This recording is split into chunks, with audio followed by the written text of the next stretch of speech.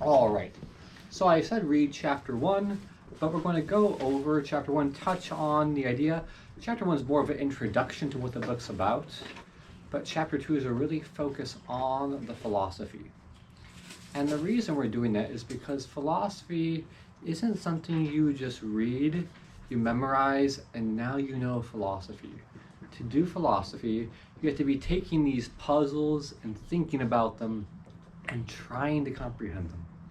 And at first, you're not going to understand it perfectly. No one does. Philosophy is a slow process of you think, you contemplate, and you slowly understand the world better and more nuances as time goes on. All right, so what is the goal of this class? There's really two goals. We want to be able to defend the church from the modern atheists. I think actually we'll find that will be relatively easy to do. How are we going to do that though? We're going to do that by studying the traditional philosophy. And once we're immersed with the traditional philosophy, we'll be able to see the errors that these modern atheists are making. And I would say with relative ease. And once we start to think, see the world through the eyes of really Catholic thoughts, of the philosophers, we see the world as it truly is. If you really look at a lot of the problems we see nowadays, people have a distorted view of reality. And really one of the cures for that problem is to see things correctly, see things clearly. Look at all the gender stuff at these young ages. Kids are so confused about what's true, what the way it is.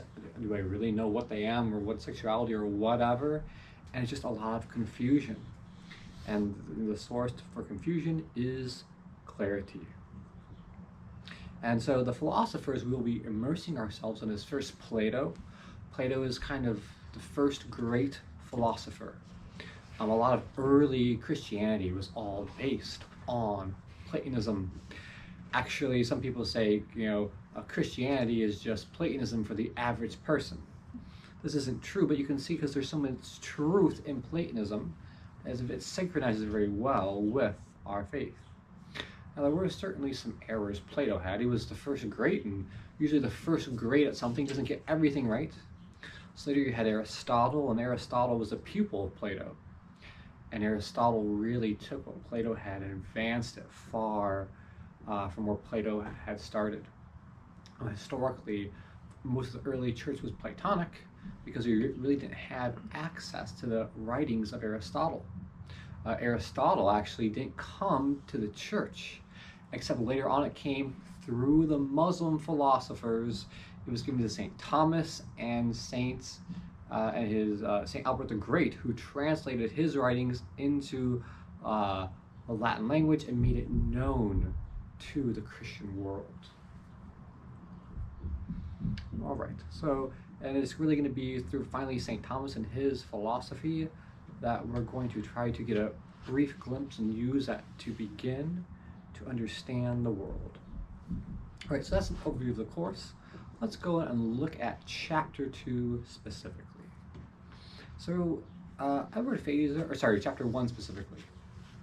Edward Feser really examines the new atheists, and he doesn't explain why they're wrong, but he gives general examples of why they're wrong. And here's the big problem with the modern atheist, is that the modern atheist tries to claim that he is a philosopher. Now, if you look at Hitchinson's and these other very famous atheists, they're biologists, they're physicists, but they're not philosophers. And though you might be very good at your science of biology and whatnot, this is not the same thing as being good at philosophy. And the best physicist could go and learn about computer science and not know anything. It doesn't mean he's dumb. It just means he hasn't studied that science. And really, that's the problem we have. If we look at the arguments, a lot of these modern atheists are making the very popular ones. They're not even good arguments to disprove God. They're the best they can do as a biologist or as whatever, but they're not good philosophical arguments that actually prove or disprove that there is or is not a God. Edward Fraser talks about how there's really a lot of straw man arguments. What they do is they kind of say, well, a straw man argument is where you make a straw man, and then you hit the straw man, and because the man is made of straw, it's easy to destroy. It's a logical fallacy. So what these atheists do, they say, well, these theists believe this, this, and this, and they prove why that's false. Yes, but what the atheists aren't doing is taking the time to actually understand the arguments of the theists, to then knock those arguments down, like you would in any proper discipline. But yeah, there's not a proper academic rigor. And what you see in the atheistic literature is really an unjust treatment of theistic philosophers. So there's this assumption, oh, they believe in God, we just know that's wrong. We just know that's true. We're not even going to consider it. You will see these ethicists who propose things like, well, maybe polygamy isn't that bad. Maybe bestiality really isn't that bad. Do we really know it's bad? Is there really any grounds for any morality at all? And they will at least academically entertain these ideas and debate about them and consider them as though they have these arguments have actual merit and are worth exploring and considering. But for some reason in the academic circles, Edward Fraser talks about how the idea of a God, that's just completely dismissed. That's just so ridiculous. We're not even going to consider that could even be a possibility. We're not going to even explore the arguments behind it. We're not going to explain why these arguments are wrong. We just know it's wrong. And it's really academically dishonest, especially when for all of history, man had in all cultures, there have been gods and religions. Maybe there's an exception where there's a group of atheists here and there, but for the most part, everyone had gods. Nowadays, people still believe in a god or gods. Why is this idea of is or there is not a God? Why is that just assumed to be false? And he actually took some of these, there was a honest atheist, and he said deep down, I don't want there to be a God because of the consequences. Once I acknowledge there's a God, there's a lot of things I have to be fearful about. The afterlife, am I going to suffer? Am I going to go to hell? If I don't believe in a God, it eases my conscience. And this is an actual philosopher who said this. I mean, credit to him for at least being an honest philosopher. But I think this is a reason why there's no seriousness taken to this. The author of the book that we're basing this on, Edward Fraser, he was, I don't know if he was an atheist, but he was at least an agnostic. We didn't really care much. And he was a philosopher by his degree.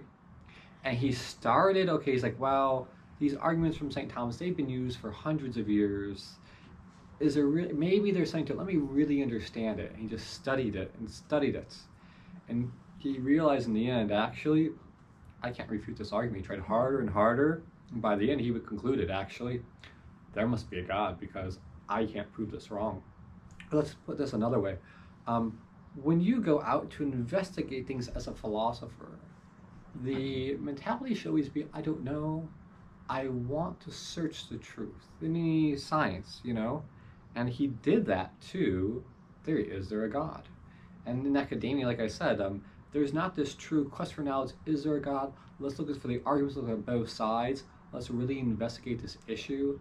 It's completely wiped and they don't even talk about it in a lot of these academic circles. So there's actually is academic dishonesty in the way they're teaching this. It's not just that they have better debaters. It's that they are neglecting to talk about this topic. Do we hold questions to the end? Go ahead. Make a question. Well, I guess when I was reading the first chapter, a couple of terms that I always look up anytime I ever read any philosophy book: prima facie, ad hominem, and then is naturalism the same as materialism? Ooh. And we can hold this for later, because that's probably a little sidetrack, but just to understand the context, Prima facie? I don't know what that means. I don't either. I think that means on its face. How's it used in a sentence? It's probably inconsequential. We can skip that one. Ad hominem is against man. It's what? Against man. Oh, okay. Yeah. And so it's literally like, let's say we make an argument, and you're like, you know what? Like, you are the poorest person I've ever met. You have no money. What's wrong with you? It's like, well, I might be the poorest person, but are my arguments true? You know, that's an ad hominem. Okay. You're attacking the man, not his, Oh, I see. not I his see. Exactly. Okay. not his argument. Yeah. Mm-hmm. Okay, good. Thank you. We're getting into like, oh, well, you're a liar. So I might be a liar, but is my argument? Doesn't mean it's yeah, what exactly. I'm saying is false. Okay, great. Mhm. Thank you. What was the last one?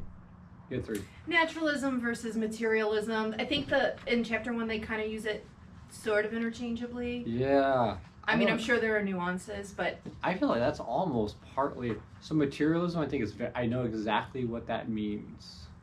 What naturalism means? that was the one that I wasn't sure of I either. feel like naturalism tends to mean everything is caused by nature. There is no higher power.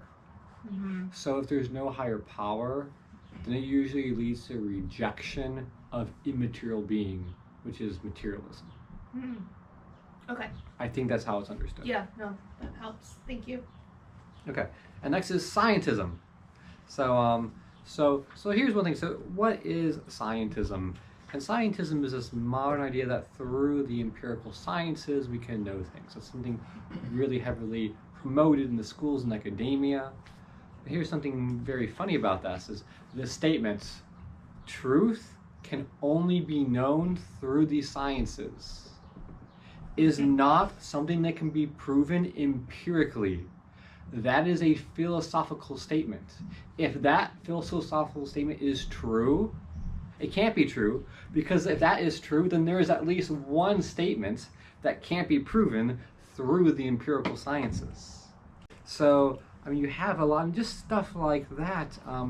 There's a lack of there's a dishonesty there when we really look at how they're proving things. I think some of this for scientism, the people who came up with this, they're not philosophers. They're scientists, but they feel like they know a lot, and they just feel that they're very wise, so they feel that they can make these philosophical claims that are nonsense.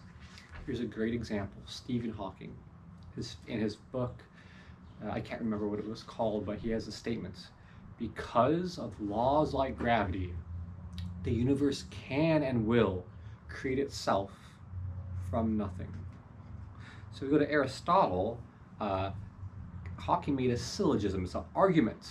So the first part is, because of laws like gravity, the universe can and will create itself from nothing. Stephen Hawking actually proved nothing with this statement. Let me rephrase the statement. Because of laws of gravity, there is a God and he does exist.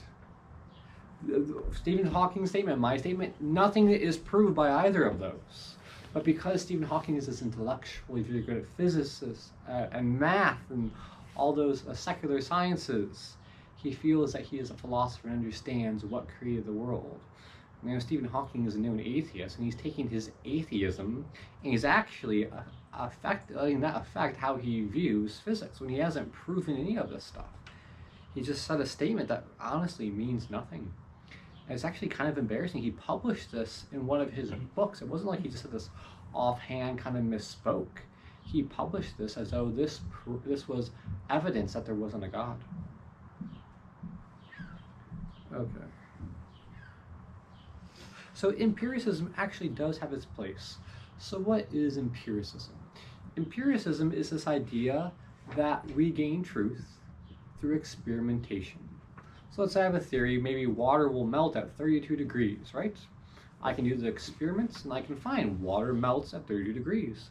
For a lot of the secular sciences, this is actually a good and useful tool, right? But empiricism actually proves very little, because it only actually proves in this instance that occurs. So we could find that water melts at 32 degrees. And some might think, well, to say water always melts at 30 degrees isn't proven by the experiment. It's just proven that in that experiment, in that case, water melted at 32 degrees. Now, as you do more experiments and find a common theme, it's more likely that you're finding something about the nature of water, but not necessarily. Water doesn't always melt at 32 degrees. You go on a mountain where there's less pressure, then the melting point of water just changed. Now we can find this out through empiricism, and empiricism does give you knowledge about the world. But this idea that it gives you total, complete knowledge, like these modern scientists, the modern scientism wants to express, is false. It gives you a limited knowledge about something, but it doesn't give you the total knowledge you're seeking. Again, it's one tool for one aspect, but for the, as I said before, the question, well, is all truth contained through empiricism? We know through empiricism that itself be false. Okay, all the sciences are interconnected. And so why do we study philosophy to learn about God? I had this idea there was going to be a chalkboard or something down here, and there wasn't. So I will try to explain this to you through words.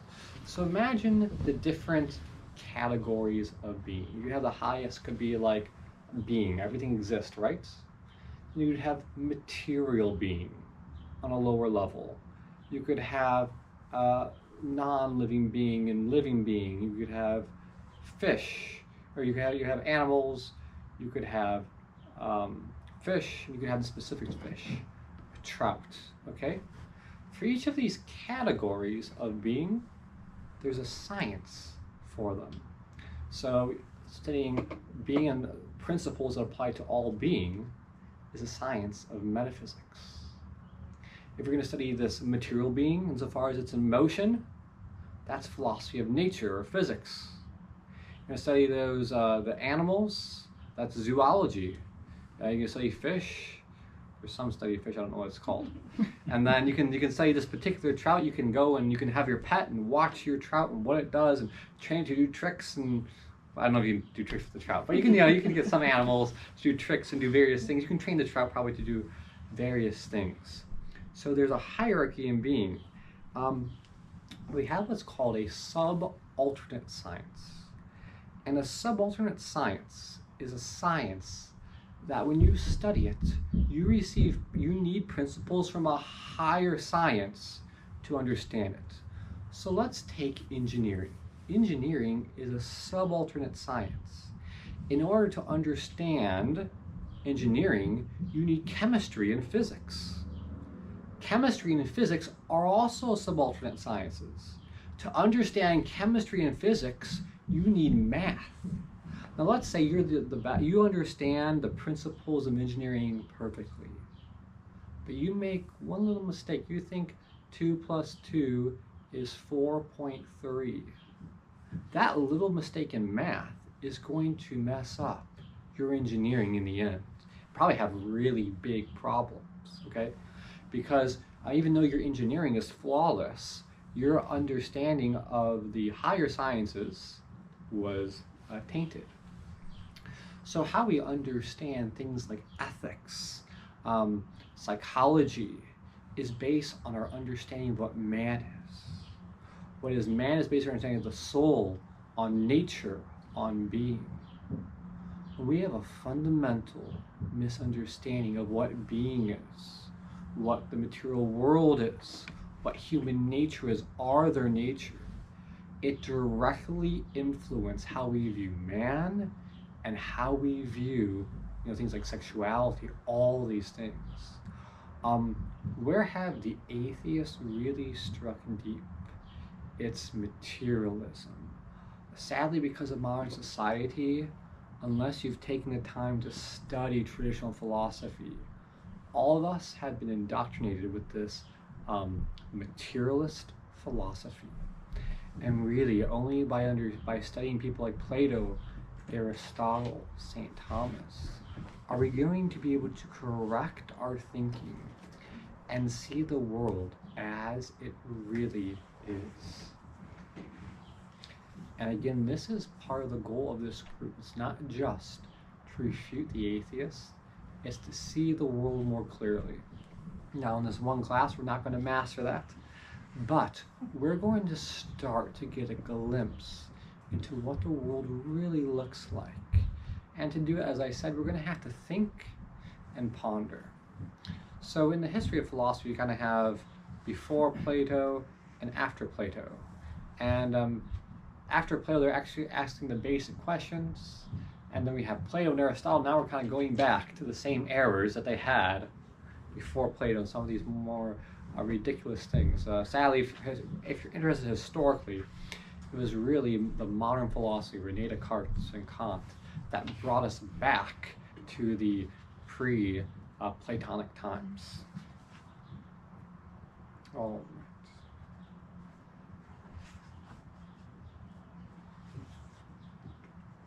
Okay, so do you have any questions about the first chapter? Dan? Okay, so the first chapter, if you want to read, go ahead. It's more just a summary of what we're going to get into, but really the content is in chapter 2.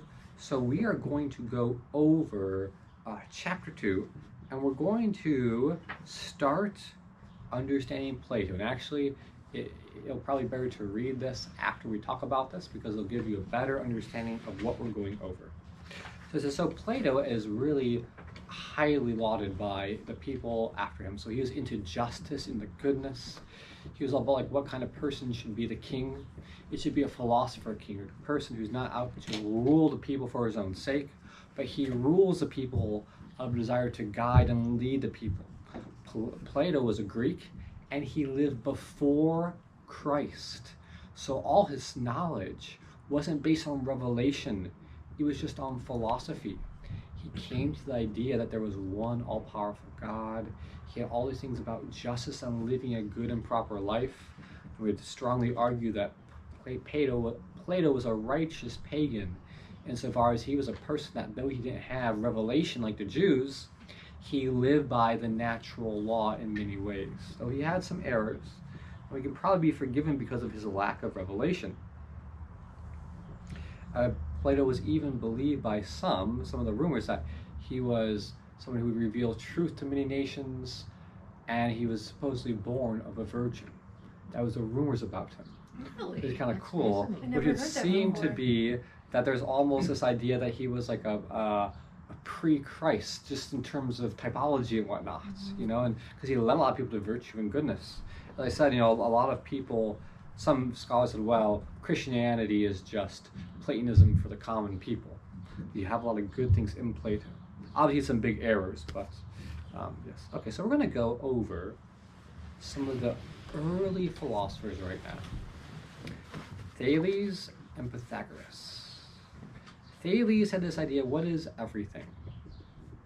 Well, everything is actually ultimately just water. Now, you had different, I don't remember their names, but you had one philosopher, everything is actually just fire. Everything is actually just earth. Everything is just wind. Now, if we think about this, you know, at first it's like, wow, this is ridiculous. Like, clearly it's not the case. But on a very basic level, they're trying to do philosophy. They're trying to take reason and apply it. In Thales, what he's more doing, he's looking at the world, what he experiences, it's like, yeah, if everything is something, everything seems to ultimately be water. If you look at life, life is mostly water. Water is really important for a lot of things. You can melt things in terms of liquid. So you can kind of see where he's coming from, but he's more basing this off of his experience of things, of the senses. Then you have Pythagoras. Pythagoras, you know, the Pythagorean theorem, geometer, did a lot with math. He was more of an idealist, and he was just trying to use reason to determine everything. He wasn't really relying on the senses at all. And he determined everything is really just numbers. Now, this sounds absolutely crazy. I actually don't know how he came to this conclusion. But these philosophers are trying to understand what ultimately is stuff. I mean, when you look at some of the modern physicists, everything is just string theory. It isn't really that much more crazy if you think about it. So, okay. So you have these early philosophers that are trying to understand. So here's a big thing. Thales is into what the senses tell me is true. And Pythagoras, well, reason. What makes sense reasonably must be true. But then it comes to various problems. And really Plato is great because he'll take these problems they're having and he'll solve a lot of them. But we're going to go to page 29, and we're going to read about the problem with Heraclitus and Parmenides. Okay, Heraclitus and Parmenides famously represented the absolute extreme position in these questions. For Heraclitus, permanence is an illusion, and change is a universal feature of reality. So Heraclitus means nothing's actually the same. Everything is always changing. Now this sounds crazy, but think about it. Look around. Everything is different. Your children are getting older. You come back in here, it's dirty the next day. Everything is changing. Is anything really ever the same? Everything is always different, right? From just our perception, this is true. Everything we see and observe is always different next time we see it. Nothing is the same. Okay, by the time you finish the sentence, you'll be different from the person you were when you started it. All things are in the state of flux, Heraclitus said. You can never step into the same river twice, because the river is always changing. Heraclitus might seem a veritable king of the one-liners, but he is also notoriously obscure and is reputable to have been a rather ill-tempered, that's not important. Anyway, so then you have Parmenides. Parmenides took the diametrically opposite view. Change and diversity are the illusions, he tells us. It only appears that things change. For whatever exists is a being. And if something is not a being, then it is non-being, and thus nothing. Now a being could change only if it caused to do so by something other than itself. And yet, as we just said, the only thing other than being is non-being. And non-being, since it is just nothing, cannot cause anything. Hence, change is impossible. So we have one person who's the senses, everything's changing around me, right? Another guy, he's like, look, there's being, and there's non-being. There's nothing in between. Things exist, and they exist this way, and they just can't change because that's just what they are. On a reasonable, this kind of makes sense. This is what it is, and how does it change? But at one point, we have another person saying, but I sense change everywhere. Clearly, change is all around us. And this is what Plato do and Aristotle do, is really they take the senses and the reason, and they unite the two. What we need to develop is a philosophy of being where there can be both change and there can be non-change. Because reasonably, there have to be some things that remain the same, right? But there has to be some things that also change. And eventually we'll see with Plato where he begins to solve some of these problems. Is anyone really confused at this point? It's really interesting.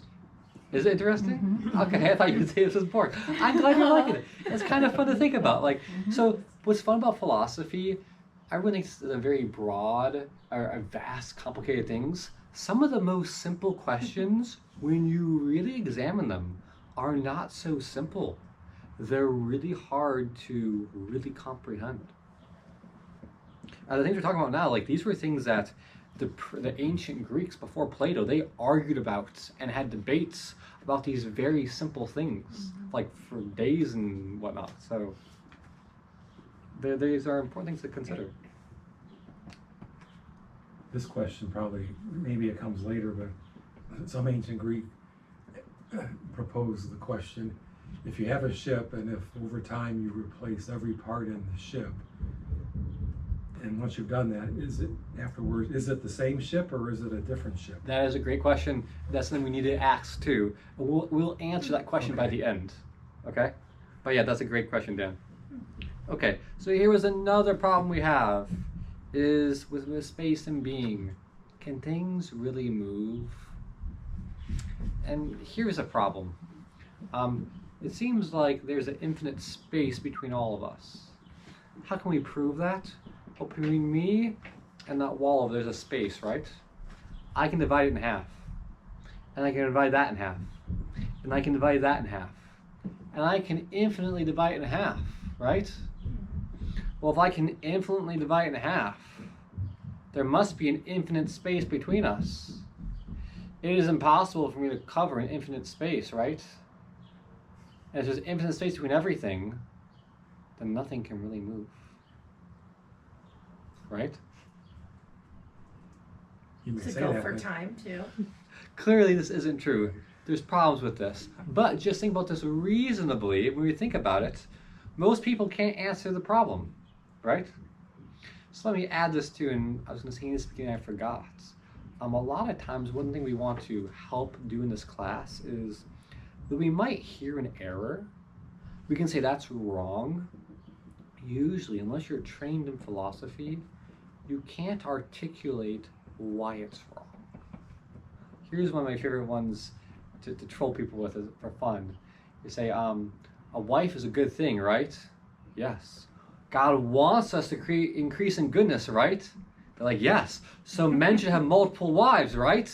And they're like, no. You don't think why women are good? I do. You don't think we should increase in goodness? I do. So they see this problem, but they can't explain where the error is, you know? And that's what philosophy does. It gives you some of these tools to explain why these things are not the way they are. And that's what we're doing now. We're taking these little problems and explaining why they're difficult to understand, why they're true or not true. Or really, we're extracting the truth out of them.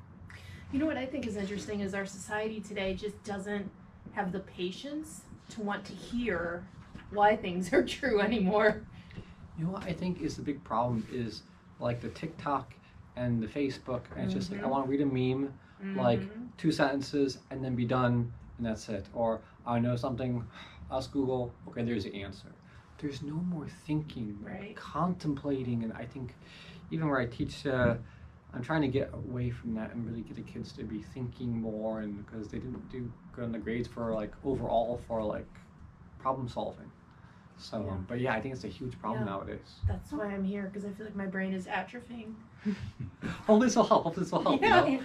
And I think too, though, you know, between generations, when I was told something, I just did because that's what I was told.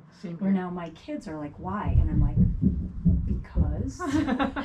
You know, and I think that's a big generation because I'm like, well, I just accepted it, where now they're giving questions and I got to give them the answers and wisdom. So here's another thing. So that kind of comes in. Where is truth? Is truth outside of us or inside of us? Do I make the truth, or does truth come from me? And really, we see this in the sophists. The sophists are people who they wanted to win arguments. But really, the sophists weren't philosophers. And the reason I say the sophists weren't philosophers was because their goal wasn't to win the argument by showing the truth. It was to win the argument by any means necessary. Really, the sophists are lawyers. If you're a lawyer, it doesn't matter if you prove that someone is guilty or innocent. It matters you convince the jury that the person is innocent or guilty, which is a shame, but in reality, that's what it is. Okay, how much time do we have? We'll get through this stuff done. But that comes down to the question, is truth outside of us or inside of us? Is truth that we kind of form in our mind, like, oh, I like this thing is green, this thing is black, or is it there's stuff outside of us? And truth is when our mind conforms to what's outside of us. I know it sounds really basic.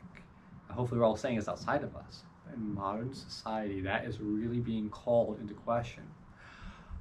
Actually, a lot of the foundation of modern philosophy, Kant and Descartes, the whole question they're pondering is everything outside of me real, or is it all just made up in my mind?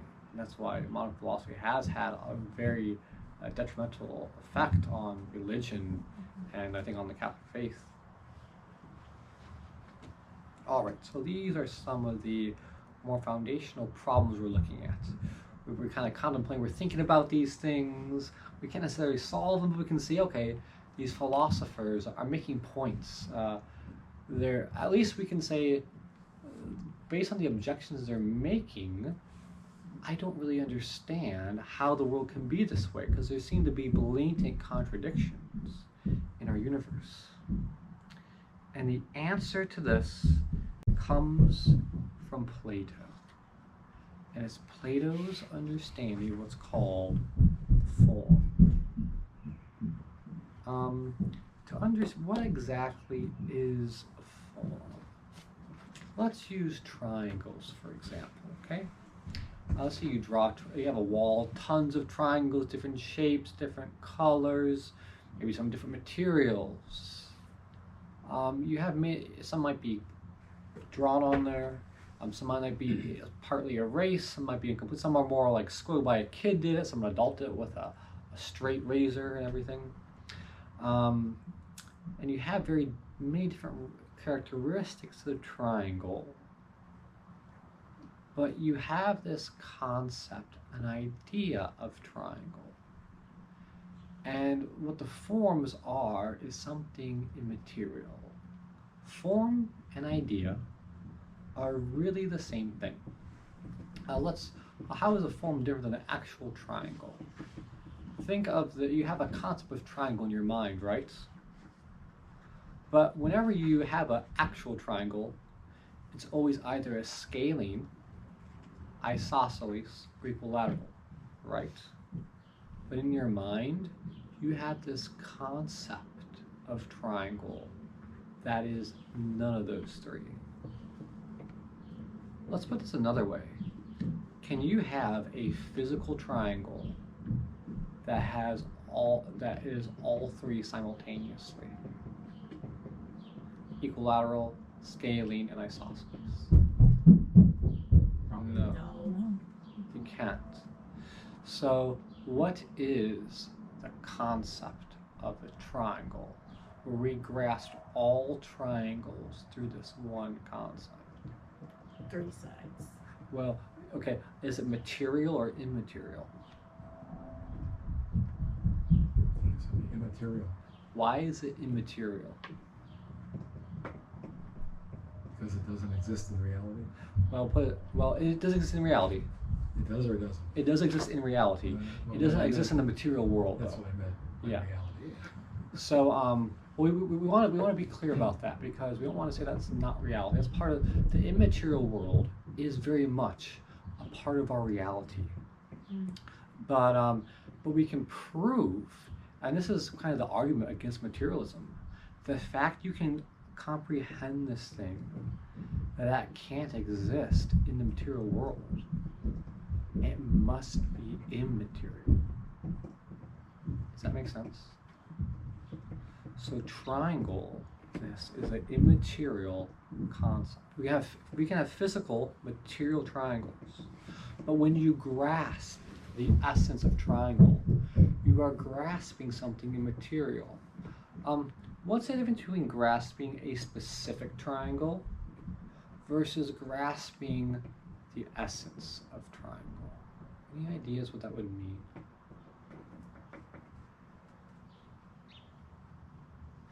Let's put this another way. When you have a specific triangle, it's always a specific color, a specific shape, a specific size, right? The material triangle. But the concept, the form triangle, is something that exists in the intellect.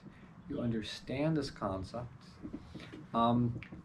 Triangles go in and out of existence, right?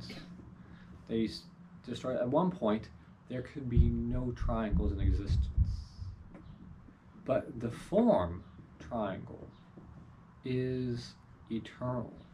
The concept, the immaterial idea of triangle doesn't change, right? It's always the same. It's always, from the beginning, God had an idea of triangle in his mind, and we have those same ideas in our mind as well. 1,000 years from now, we'll be like, well, now triangles have 4 sides. No, that's still a square, right? The concept and idea of triangle, the essence of triangle, is immaterial, it's unchanging, and it's perfect. Doesn't it have to cooperate with like the learned word for triangle? What do you mean? I don't know. But, you know, you're not born and understand and know the word triangle without your environment also teaching that word to you. Sure, but let's say I'm illiterate, I can't speak. I could see a triangle, I could see other triangles. I could understand that thing and a concept of that thing without necessarily assigning a word for it, right? The word is just a way of designating that thing. I could call it, you know, red if I wanted to. Got it. But yeah, but what's important is not what you refer. So you have the form of triangle in your intellect, right? And you might call that form triangle, you might call it red, you might call it whatever. But what's important is that that form of triangle in the intellect, it's immaterial. We can prove it's immaterial because this concept is void of matter. We can understand it in a way that material things can't exist, right? We said it's eternal. You know, a triangle is a triangle forever, right?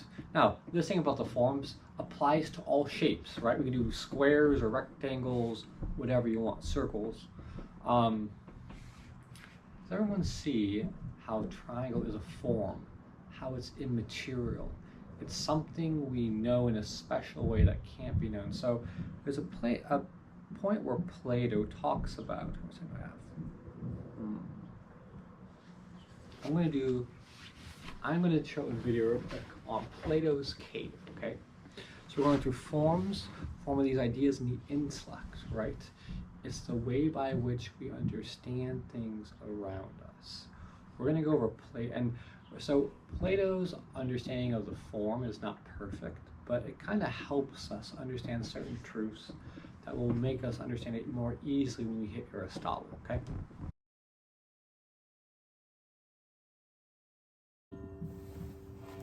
Though Phaser talks a little bit about these things are really important and really essential. I don't know if I felt like I took a lot of time to do them, but we took some time to really think about it and like kind of discuss, go over them. But yeah, the next chapter will take these things and hopefully kind of combine them. Let me do another reading from what Phaser says. So something I want to add about the forms is that every immaterial thing we comprehend is a form, right? So there's a form of the duck, there's a form of man, there's a form of greenness, there's a form of blueness. So everything has forms. Our intellect knows by knowing forms. Now, this is a much further, but we also know the forms, we also know the particulars as well, such as this particular red thing.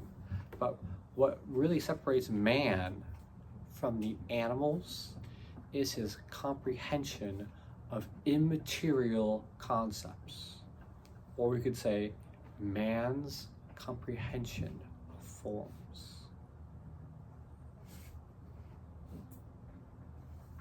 So one of the things in one of Plato's books, he talks about the form of justice and really trying to understand what is justice, arguing back and forth, what does justice really mean? And that's why Plato becomes such a good person. He's trying to understand what is justice, what does it mean to live a good life, what is goodness, how do we do these various things? All right, in general, the words of the material things is merely a faint copy of the realm of the forms, okay? So as I said, what we see is kind of, even the forms according to Plato, the forms we comprehend, we never perfectly comprehend them. And actually, this is true for Catholics, because though we comprehend these immaterial concepts are all ultimately in the mind of God, and they are more perfectly in God's mind than they are in our mind. Can you say that one more time? So all these forms, like before God created the world, all these concepts he had in his mind. He understood the idea of a tree, the idea of a dog, the idea of a cat, the idea of justice. We have an understanding of what is a tree, what is a dog, what is a cat. And if you study a tree more, you'll understand its essence a little bit better. But the forms in our mind aren't complete and perfect, but they are perfect in God's mind. So the third realm isn't quite true the way Plato understands it, but we can kind of loosely understand it if we understand the divine intellect as the third realm.